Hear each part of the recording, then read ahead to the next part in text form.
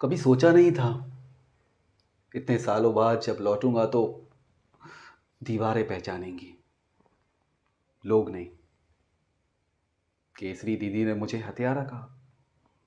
मैं कल भी चुप था, अब भी चुप हूं। माँ बाबूजी की जब चीखें सुनी थी ना,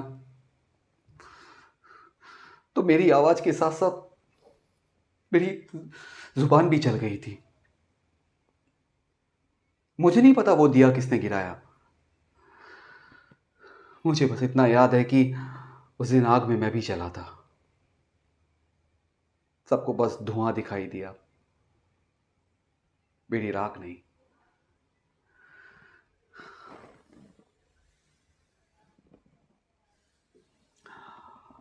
रत्ना बुआ, जब सबने अपनी आंखें फेर ली तो उन्होंने मुझे अपनी आंखों में देखा और कहा, तू मेरा बेटा है। और बिंदिया, जो मेरी सबसे अच्छी दोस्त थी, आज आज मुझे देखकर चुपकर मुस्कुरा देती है। कभी भागती है, कभी झिझकती है, लेकिन जब उस दिन उसने गुंडे को चप्पल मारी ना, तब मुझे यकीन हो गया कि ये मेरी याद नहीं, मेरा इंसाफ है। वरना मैं कौन था? मैं एक टूटा हुआ टुकड़ा था। बिनिया ने मुझे जोड़ा है।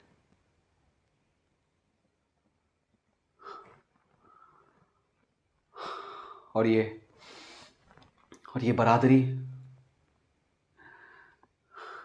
ये सिर्फ ईंट और पत्थर की हवेली नहीं, ये मेरे बाबूजी का सपना है, मेरी अम्मा की सांसें हैं, मेरी बुआ की कसम है।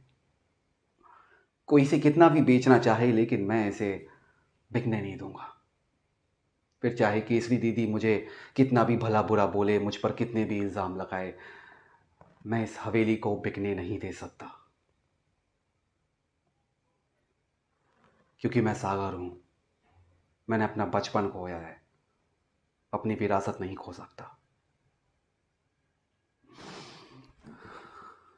मेरा बचपन जला है, मैं अपने परिवार को चलने नहीं दे सकता।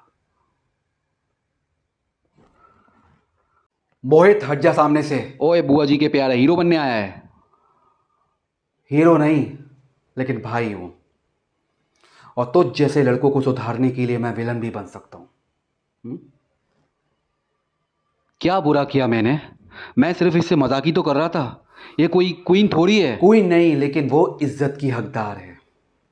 और तुझे किसने हक दिया कि तू किसी लड़की से ऐसे बात कर? बिंदिया बरादरी की नौकरानी नहीं है, वो आत्मा है, आत्मा। समझा?